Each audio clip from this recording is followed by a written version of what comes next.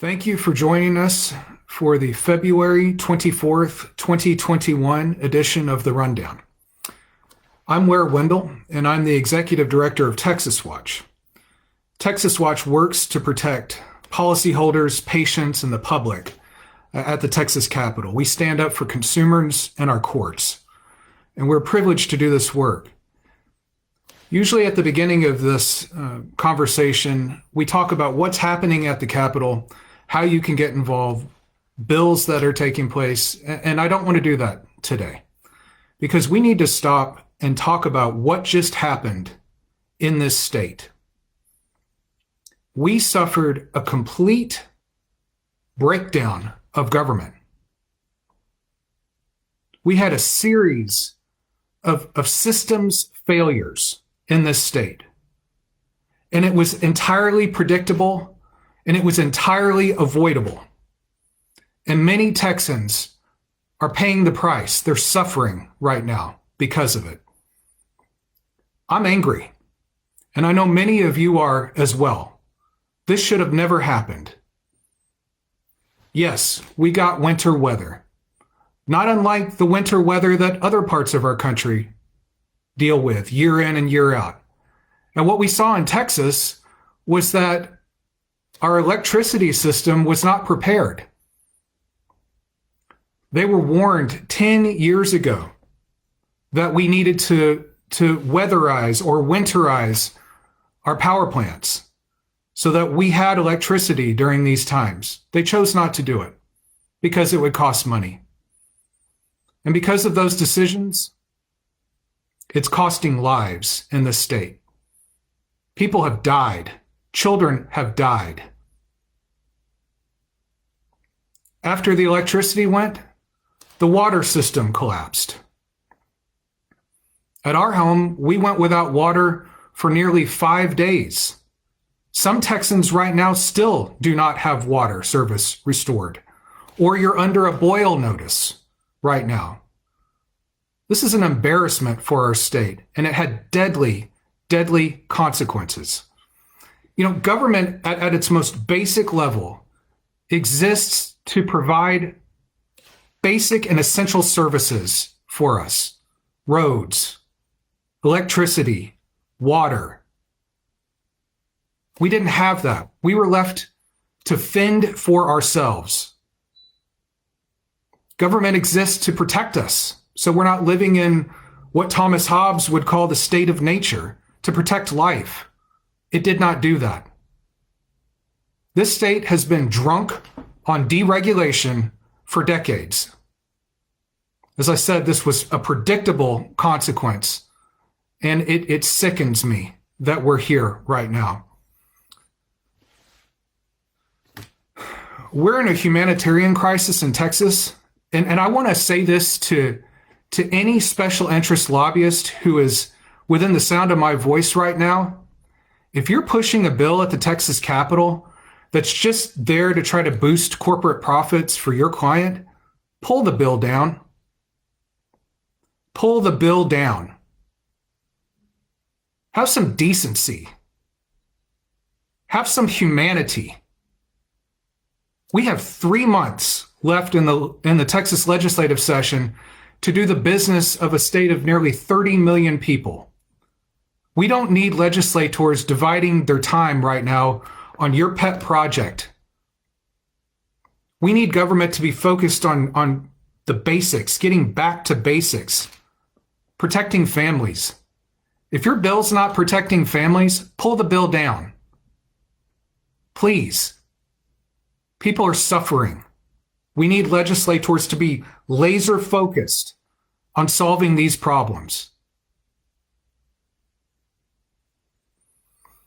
I'm concerned about another system failure. I talked about cascading system failures, electricity, then water. The one that I'm concerned about is insurance. You know that we work a lot on insurance issues, protecting policyholders, particularly homeowners and drivers. And many of us are dealing with now potentially insurance claims. We suffered water damage at the Texas Watch office.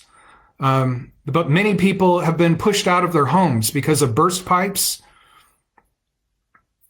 And first of all, we need leadership at the top. Governor Abbott, we reached out to your office in September of 2020, and we asked you to appoint an insurance commissioner at that time, someone with a background of representing and protecting consumers. Because of what we're all going through with the pandemic, it's even more important that you do so now, without delay, sir.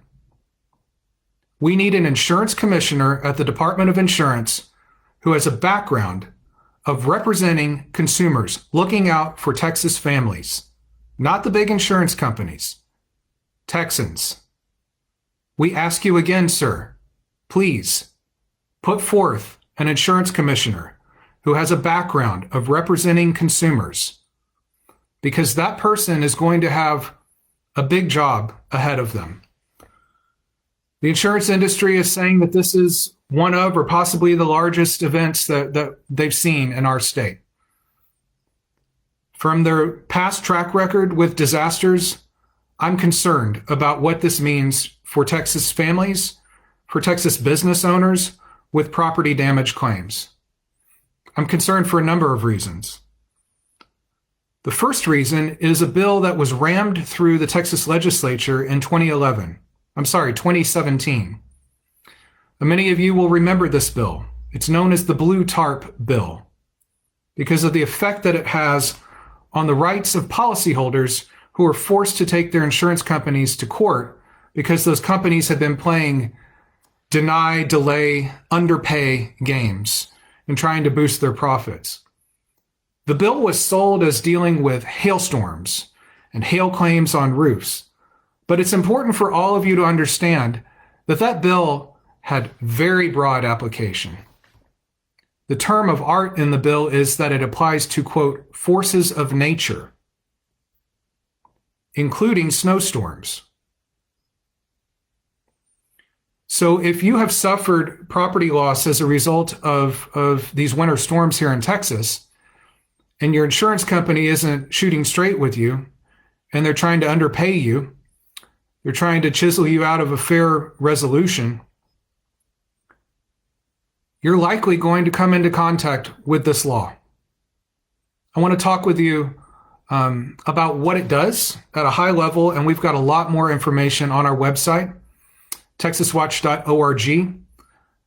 You can go to the archives page. We also have it loaded on a storm-specific website that I'll talk about here in just a minute.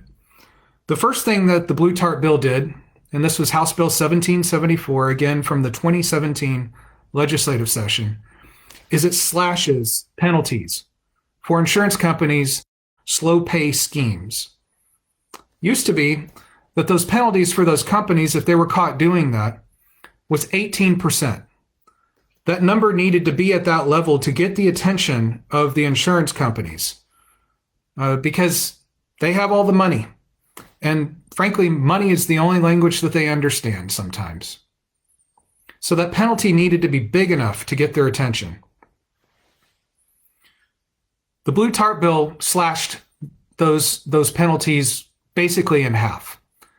Instead of a fixed 18%, it's now a variable rate, which I believe right now is at 10%.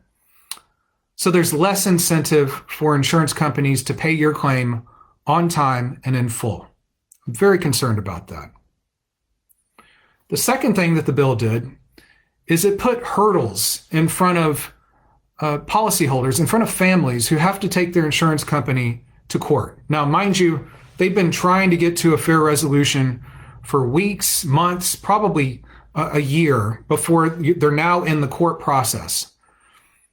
And the bill requires that homeowner, that business owner, to send a second pre-suit notice letter to the insurance company. Bear in mind, the insurance companies already had special protections in our laws from years ago, but they weren't content with that. They now have a second layer of tort reform in our insurance code. And now you basically have to be perfect at the beginning of your lawsuit, before full discovery has taken place, before any of that's happened. You need to state your damages with such a degree of precision that if you're more than 20% off with what the jury awards you later, there's consequences for your recovery in this way. It can impact the amount of attorney's fees that your attorney will recover from the insurance company. And if your attorney cannot get paid by the insurance company that cheated you, then your attorney has to look to you and your recovery to be compensated for the time and expense that they have invested in your case. So this ultimately hurts the homeowner. It ultimately hurts the business owner. It makes it harder, frankly, for attorneys to take these cases. Fewer attorneys may be taking these cases because the Blue TARP bill adds uncertainty and cost and delay to the process. You're already facing an uphill battle taking on your insurance company. Remember, they write the policies. We don't get to negotiate the language of the policies. This is the policy. If you don't like it, I guess you go to the next insurance company. They have your money. We have to pay them our premium dollars up front, 100 cents on the dollar, or else we don't get coverage. So we're in a uniquely disadvantaged position as consumers when it comes to insurance companies. And God forbid you now have to take them to court to try to get them to do what they should have done in the first place, which was take care of you in your time of need. That's their job. That's their purpose, supposedly. Now it's harder for you if you're in the court process. So you need to be aware of that law. Again, we have a lot of information up. And Kelly, thank you for putting it up in the chat here on Facebook. Okay, let's talk about what we can do to help you right now. We've been working wire to wire since the storm to try to get you the best information possible. We stood up a storm-specific website. It's called #StormHelp. We'll get it loaded here in the comments. But you can go to texaswatch.org. It's up on the main page. It's also under the projects tab. Again, Storm Help. We're trying to gather all the very best resources we can from around the state, from around the country to help you, whether it's tips on just surviving the fallout of the storm, or if you're getting into the insurance claims process. To keep it simple, because we know how busy people are right now, as you're having to muck out your home, muck out your office like I was doing a couple of days ago. We've got a top 5 consumer tips to help you with insurance claims. And I'm going to touch on those briefly with you. But again, I encourage you to go to texaswatch.org, go to the Storm Help site, and you'll see our top 5 tips there. Number 1, report your claim immediately. Immediately. If you have suffered damage, contact your insurance company. Make sure that you're in line for them to get out and to look at the damage. The reason why I say that is it's kind of the wild, wild west right now with insurance policies in this state. The insurance companies years ago said, we need form freedom. Form freedom. It's kind of their Braveheart moment. We need form freedom because we used to have promulgated forms in Texas that actually covered you for water loss. Many of us used to have what was called the HOB form that had good coverage for water loss. And frankly, the insurance companies decided they can make more money if they start carving up that coverage. So many of us have less coverage for water damage now. And in some of those policies, it may have a very quick reporting deadline on these types of claims. So it's important that you report your claim immediately. Document all of your communications with your insurance company. You want to make it crystal clear later that you contacted them on this date at this time. Save the email if you're contacting them that way. Write down the name of the customer service rep that you spoke with. Or if you're contacting your insurance agent's office, the person that you spoke with there, you want to create a very clear record. Because if the insurance company is playing games months and years down the line, you need to have proof that you contacted them on this date at this time. Report your claim immediately. Number 2, you need to document all of your damage and all of the surrounding areas as well. And I've seen this before. Insurance companies that aren't playing, that aren't shooting straight, let's put it that way. Sometimes they'll claim that, oh, yeah, we see damage there to your property. We're not disagreeing that your property's damaged, but that's pre-existing damage. That's a game that they play. Pre-existing damage. So it's important for you to take a picture, not just of the damage, but of the surrounding areas as well. so that you can show them this is connected to those winter storms. This is connected to the water damage that I have. If you have a burst pipe, when you get a plumber out, and I know it's hard to get plumbers right now, but when they remove that portion of the pipe that's burst, keep it. Keep it at your home. Keep it at your business, because it will help you to show that to the insurance adjuster later. See, this was a burst pipe. This wasn't a slow leak. This is related to the winter storm and the freezing weather that we had and the lack of power that we had because of this government failure that we all suffered. So save all of that. Document everything. Take pictures now. Don't wait. Take them now of all damage, all surrounding areas. Document everything. Number 3, and this is homework and it's not fun. Read your policy. Find your policy, read your policy. Beyond the policy, read the endorsements that are in effect right now. Endorsements is a lawyer term. What we mean when we say endorsements is it's an amendment to your policy.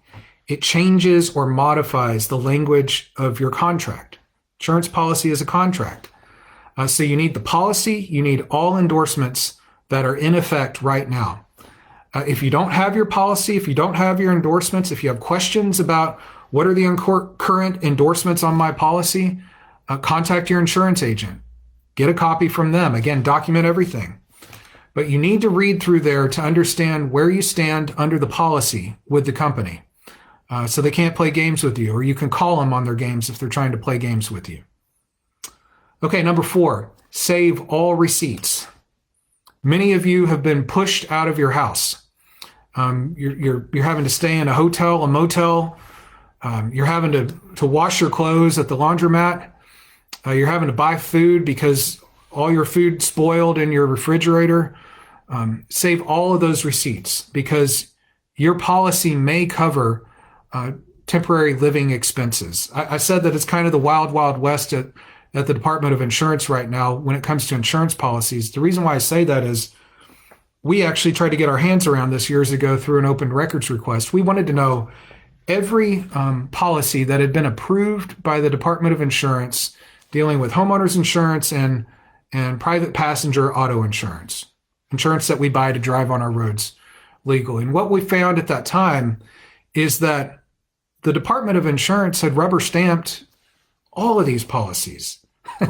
I mean, they disapproved, as I recall, I think they disapproved 3 endorsements and 1 policy.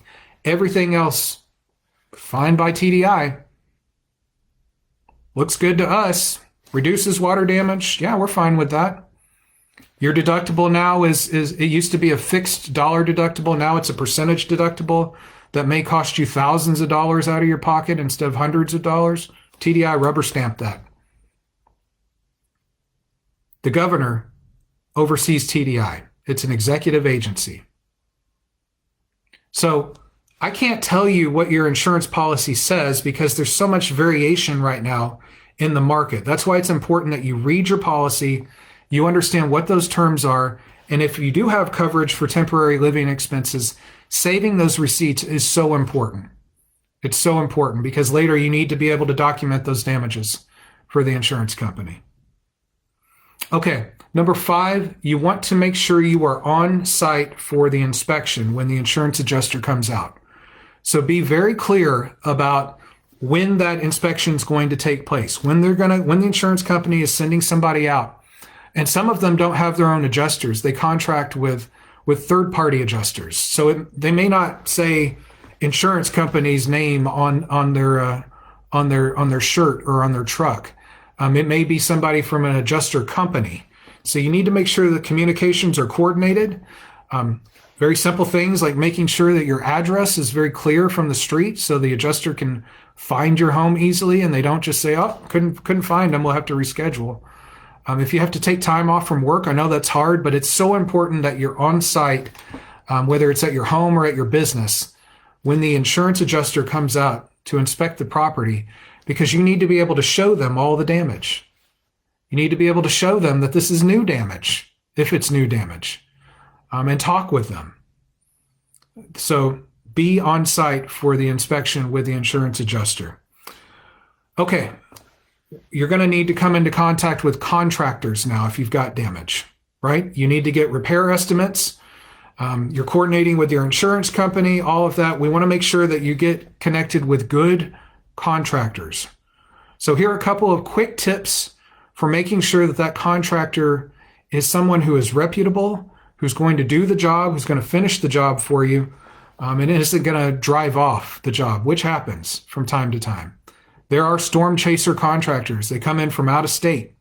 So the first thing is make sure that that contractor has an established presence in Texas, hopefully an established presence in your local community. How long have you been here? How many jobs have you worked on through the years? These are important questions for that contractor. You know, if they're going door to door, sometimes you want to be concerned about that. Reputable contractors have a lot of business. They don't have time to go door to door. People call them because people know that they're good. So something to look for. You want to check references. So ask them for a list of references from jobs, recent jobs through the years, like the job that they need to do for you, and take the time to call or contact those references to make sure it's not just their brother-in-law who's listed and saying, oh yeah, so-and-so's great. Well, did they really do work at your property? What was your experience with them? You need to check all of the sites that really track kind of their customer reputation. I made this mistake once on a job. I checked them out on Yelp. I checked them out on Angie's List. We checked them out on Google Reviews. I forgot to check them out on Yelp. If I had checked them out on Yelp, I would have seen a lot of disgruntled customers with this particular contractor. Better Business Bureau, another place to check out contractors. So you need to cast a wide net. Again, Angie's List has great information. Yelp, Google Reviews, Better Business Bureau. You need to cast a wide net. Try to get as much information as you can right now to check out these contractors. Make sure that they are insured and bonded. They have liability insurance, and that they are bonded for damage that they cause on your property, and get proof of that from them. They should be able to give you a copy of those documents, those certificates. Take the time to call the company and make sure that that insurance is current, that that bond is current, that the contractor's paid up, and this coverage is in effect, because that coverage should be there to help protect you if something goes wrong on the job. Okay, let's talk about contractor contracts. The contracts need to be in writing. As much as I like to think that handshakes still matter in Texas, or I guess in the age of COVID, elbow bumps still matter in Texas, you got to get that contract in writing. Read the contract very carefully. If there are terms that are one-sided that are going to hurt you, push back. Say, I don't like this language. We need to make this language fair. The contract needs to be fair. And be on the lookout for contracts that are too front-loaded.